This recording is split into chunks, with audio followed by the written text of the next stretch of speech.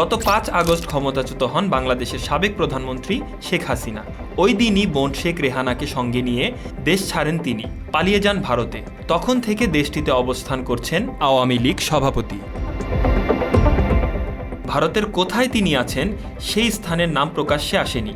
কেবল জানা গিয়েছিল দেশটির সরকারি তত্ত্বাবধানে দিল্লির একটি সেফ হাউসে অবস্থান করছেন শেখ হাসিনা। এরই মধ্যে বুধবার যুক্তরাজ্য ভিত্তিক সংবাদ মাধ্যম ফিনান্সিয়াল টাইমস শেখ হাসিনার বিষয়ে চাঞ্চল্যকর খবর দিয়েছে।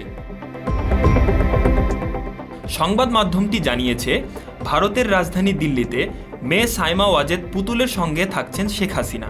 এমনকি তাকে কিছু লোকজন নিয়ে দিল্লির অন্যতম অভিজাত পার্ক লোদি গার্ডেনও ঘুরতে দেখা গেছে। এদিকে শেখ হাসিনাকে ভারত থেকে দেশে ফিরিয়ে এনে বিচারের মুখোমুখি করার দাবিও দিন দিন জোরালো হচ্ছে বাংলাদেশে।